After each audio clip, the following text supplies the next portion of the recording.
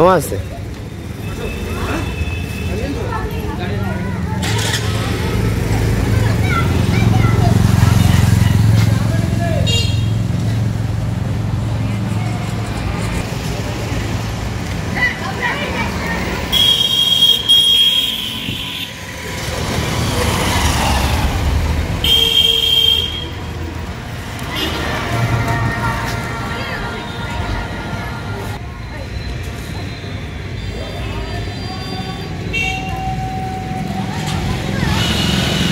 না পরে কি পেলেন, কেমন লাগছে?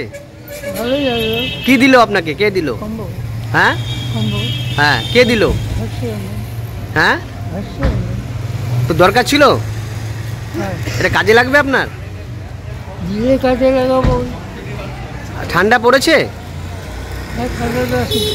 হ্যাঁ ঠান্ডাটা আসেই। আচ্ছা, কি নাম আপনার? সিদ্ধেশ্বর কর্মকার। হ্যাঁ, সিদ্ধেশ্বর কর্মকার। সিদ্ধেশ্বর? সিদ্ধেশ্বর। কোথায় বাড়ি, ঠিকানা? বাড়ি দর্জিপাড়া। দর্জিপাড়া। হ্যাঁ, কত নম্বর ওয়ার্ড? 6।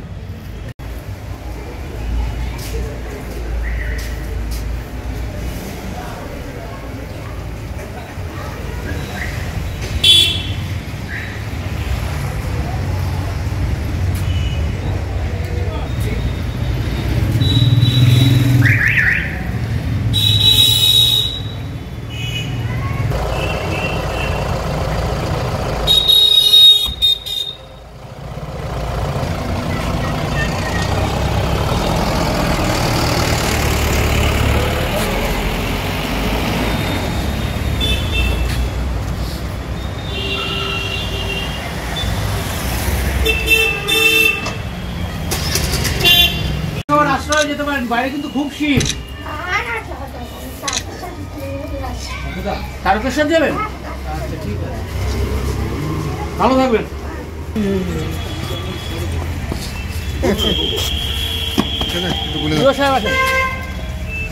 সুবিধা আসো।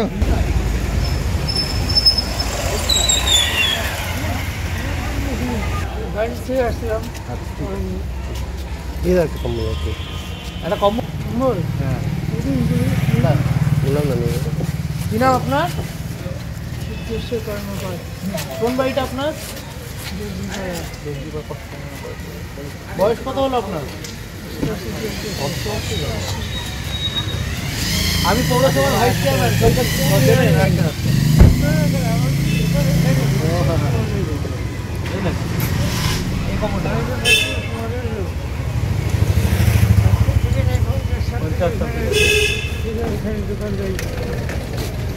ঠিক আছে, আচ্ছা সাইড দিয়ে যাবো।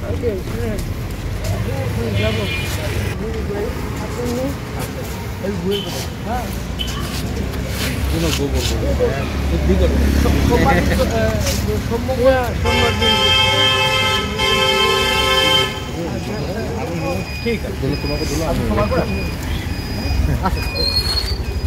এটা আমি সরে অন্য যেতে দাও। দিলীপবাবু তোমরা পিছনে গোবরটা দেখুন আজকে কী করছেন এবং কেন? বললাম জলপাইগুড়ি জেলায় এবং শুধু নয় উত্তরবঙ্গতেই, এবং আপনি দেখবেন যে একটা শৈত্য প্রবাহ চলছে।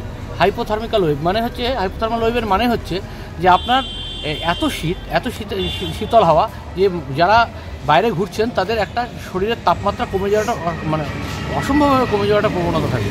তা আমরা জলপাইগুড়ি পৌরসভা মাননীয় মুখ্যমন্ত্রী মমতা বন্দ্যোপাধ্যায়ের অনুপ্রেরণায় আমরা কিন্তু আজকে এক্সিকিউটিভ অফিসার দেবদুলাল পাত্র, আমাদের কাউন্সিলর, এদের নিয়ে বেরিয়েছি এবং আমাদের পৌরসভা স্টাফদের নিয়ে।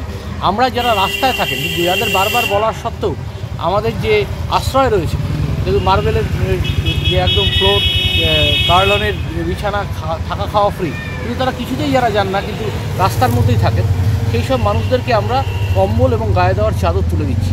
এবং আমাদের টার্গেট আছে, আমরা যেটুকু আমাদের শহর অ্যাসেসমেন্ট আছে, যেরকম মানে শহরের বুকে এরকম সংখ্যার 70-72 হবে যারা যেতে চান না আমাদের শেল্টার ফর মানে আরবান, যারা শেল্টারলেস যে মানুষগুলো রয়েছে তাদের যে শেল্টারটা আছে আশ্রয়, তাই জন্য আমরা এখানে এখন তাদেরকে আজকে বেরোলাম। আর এই শৈত্যপ্রবাহ থেকে সেই নাগরিকদের বাঁচানো পৌরসভার কর্তব্য।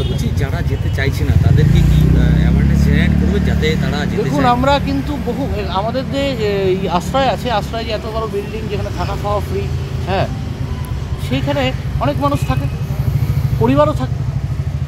কিছু মানুষ কেন যেতে যাচ্ছে না বারবার বোঝানো সত্ত্বেও এটা কিন্তু কারণটা আমরা জানি, কিন্তু সেটা হয়তো আপনার মিডিয়ার সামনে বলাটা আমার উচিত হবে। তাই কিন্তু তাদেরকে বাঁচিয়ে রাখাটা আমাদের পৌরসভার দায়িত্বের মধ্যে পড়ে। তাই আজকে থেকে আমরা এই অভিযান, কারণ 16-17 এই তারিখে আবার একটু মানে এই শীতল হাওয়ার সাথে বৃষ্টি হওয়ার সম্ভাবনা আছে আবহাওয়া দপ্তরের যা ওরা যে প্রেডিকশন দিচ্ছে। তাই এদেরকে আগে থেকে আমরা যাতে রক্ষা করতে পারি এবং এদেরকে যাতে একটা নিরাপদ স্থানে রাখতে পারি, সেটাও কিন্তু আমাদের দায়িত্বের মধ্যে।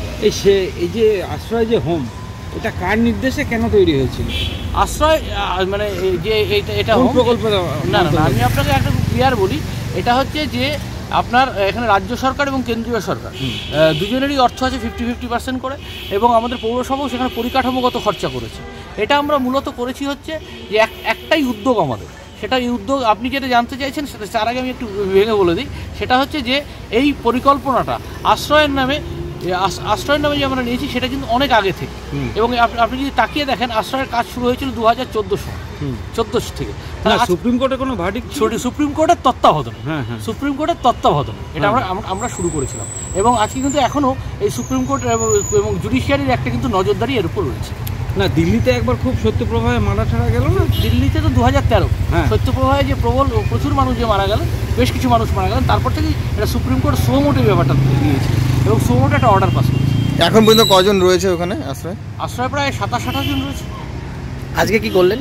আজকে কম্বল দান করলাম এবং গায়ে দেওয়ার চাদর আমরা তুলে দিলাম।